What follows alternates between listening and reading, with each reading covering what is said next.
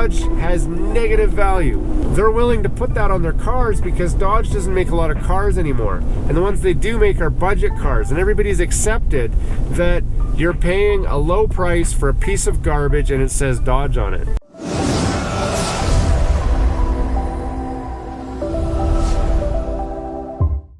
Hey, welcome back to GT Canada, and thanks for joining us for another car story. Before we get started on today's episode, go ahead and hit the subscribe and the like button down below. We want to get a lot of likes on this video so we can push it up for that YouTube algorithm so that more people can find this content that you're enjoying. So hit that like button and let's move on. Today I want to talk about Dodge motor products, Dodge cars, Dodge trucks, just Dodge in general. Those of you who don't know or haven't seen already, I did an episode where I talk about my displeasure in owning a Ford Flex, and some people have decided that I just don't like Ford. And they're probably not wrong, actually. There's very few Ford products that I like and that I would be compelled to buy. But there's one brand that I like even less than Ford. And you guessed it, that's Dodge. Now I want to tell you why I dislike Dodge. In general, as a whole. As with anything, there are exceptions. For example, Dodge Viper. Yes, please. If somebody came and offered me a Dodge Viper and said, Anton, here's the keys for a Dodge Viper, I would not say no. I would take those keys, I would drive that Dodge Viper for at least a week before I sold it to some crazy Dodge fanboy for a premium and went and bought something that I really want. But I'd still enjoy it for that week, just so that I could have it and enjoy it. So I don't hate Dodge as a whole. I just realize that Dodge has issues. And one of the biggest problems that I find is trying to convince a Dodge fanboy that Dodges suck. So, if you consider yourself a Dodge fanboy, or that you've got crazy, ridiculous, blind love for Dodges, please don't hate on this video.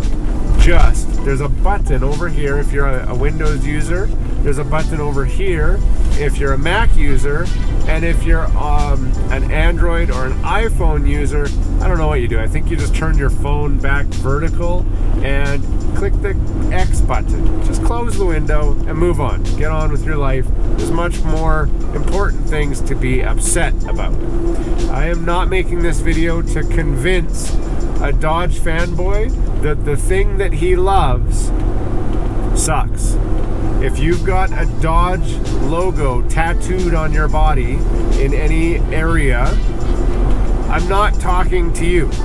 You can watch this video to get another person's perspective that doesn't have a Dodge tattoo on their body and realize that it's a different opinion and that that's okay.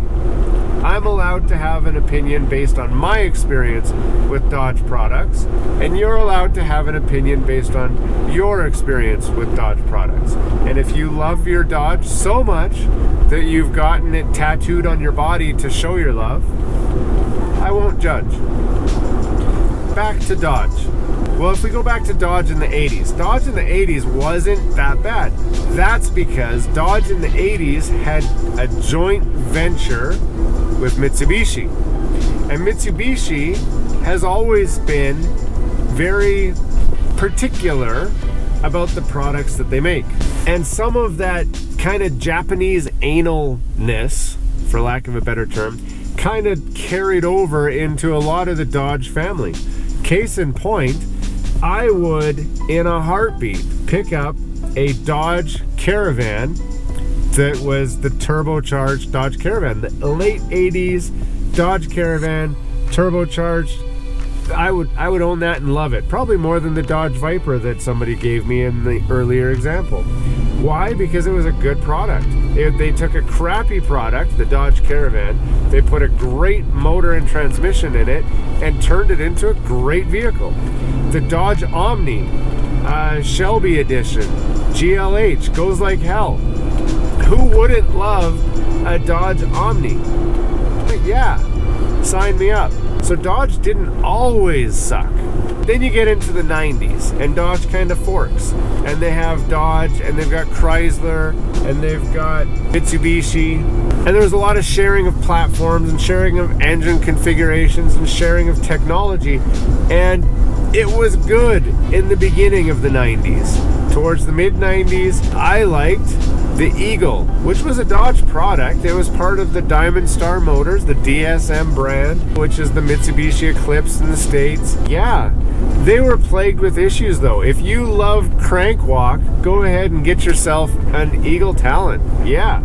Know that it will die and leave you stranded on the side of the road at some point, or that you've got to dump a ton of cash in to make it stronger and less fragile. But that's just the way it was, and you accept that.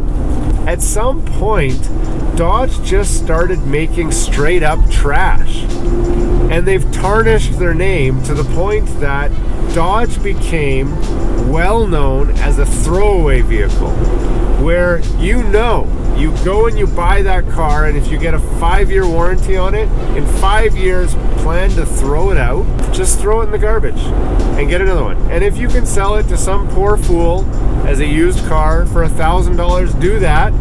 Accept the negative karma that comes from being a piece of crap and go and buy another Dodge product. The thing with Dodge is, once you go and you buy a new one, they got you, because they know that that Dodge is going to depreciate so fast that when you go to a reputable dealer or a reputable brand with your Dodge and you walk in there with your head held high and you say, hey, yeah, I've had my eye on the new Acura MDX, and they say, great, no problem, we can get you into one of those. We're offering 9% financing, and we'll do it over 7 years, and it's going to cost you $1,000 a month. And you're like, what? No. My Dodge, I have 0% financing over 10 years. Can you give me that deal? No, you don't understand. That's a Dodge. This is an Acura. And to a naive Dodge owner, you're going to be taken back by that.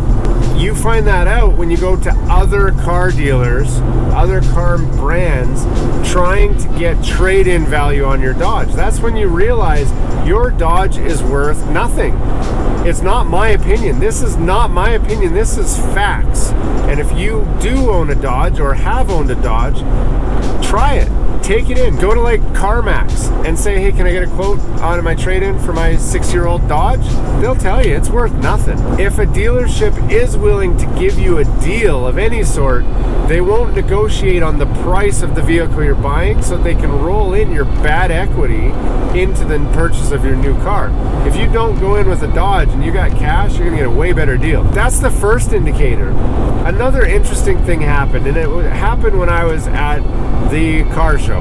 One thing that I always loved doing was in February in Alberta and Calgary, they'd run the car show. That's where all the new car dealers go and show off your car. You pay money to go look at new cars and get them to try to sell it to you. And Dodge had a booth set up, and they had a woman at the booth that had an intercom, and she's doing this whole presentation about how great Dodge is.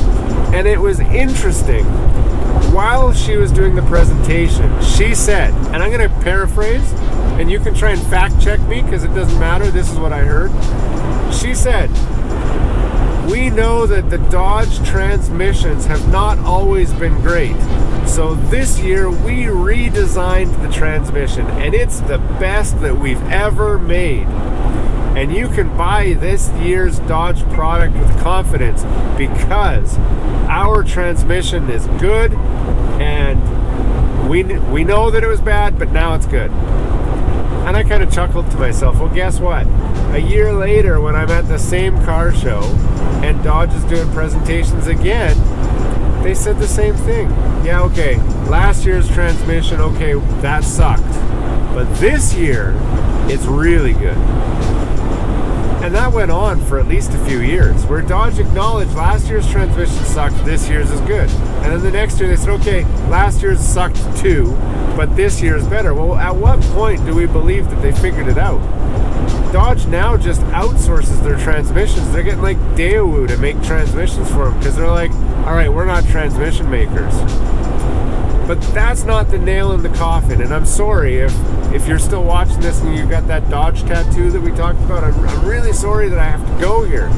But in the last couple years, have you noticed that you don't go to the Dodge dealership to buy a Dodge Ram pickup truck?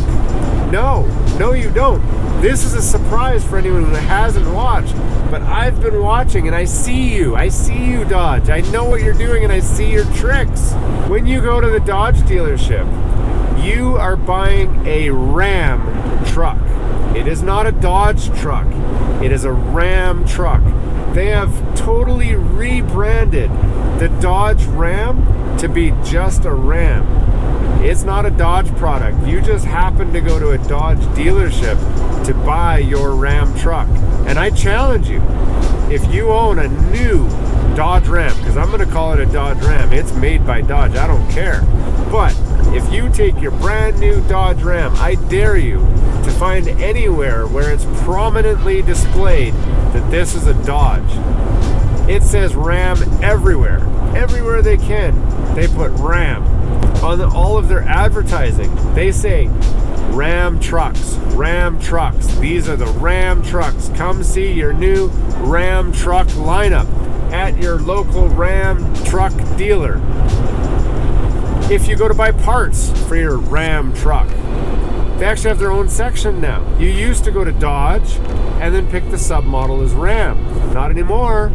If the website's been updated, you've got Honda, you've got Acura, you've got Dodge that doesn't have Ram, you've got Ford, and then somewhere down in the R's, you see Rolls-Royce, and then you see Ram. And then when you go to Ram, you see starting in 2000, and I'm not sure what the year is, you can check it yourself if you want, but at some point there's a year where Ram trucks start to exist.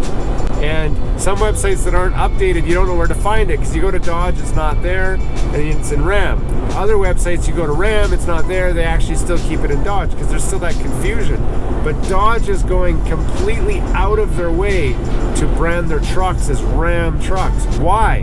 Because the Dodge name is trash. The Dodge name is not worth anything. If you took a Ford truck and you wrote Dodge on it, the value on your Ford truck would drop just because you accidentally called it a Dodge. Dodge has negative value. They're willing to put that on their cars because Dodge doesn't make a lot of cars anymore. And the ones they do make are budget cars. And everybody's accepted that you're paying a low price for a piece of garbage and it says Dodge on it. Their Ram trucks, they still want to sell for a premium. They want to sell for a lot of money, but it's good value. That's because you're getting a Ram truck, lots of features for a cheap price. But the value still drops quick because nobody wants it except for you and your tattooed Dodge buddies. And that's my rant for today. If I've changed the minds of a Ram owner to maybe reconsider a different brand, a premium brand, a higher quality brand, someone who cares about their products and stands by them.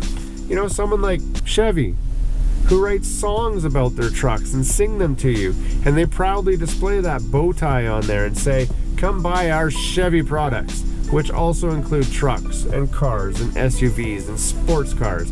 Yes, we make the Corvette, and we make a high-end premium Denali truck, and we're happy to service all of your needs. Go see Chevy.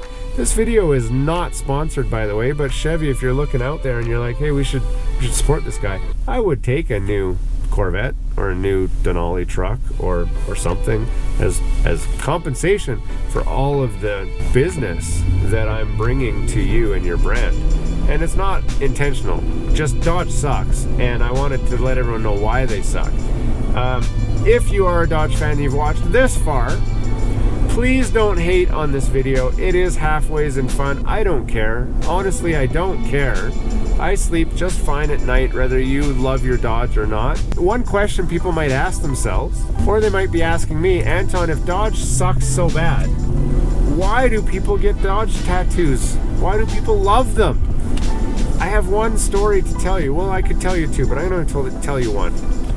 And that is, everybody loves an underdog. Everybody loves rooting for the low guy, the poor guy, the guy that sucks. They want to cheer for the bad team. And you're let down time and time again because they suck. They just suck. And when it breaks, you're like, it's okay. He was the underdog. It's okay that he broke. I still love him.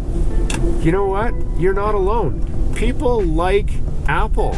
They like Apple products. They buy Mac computers.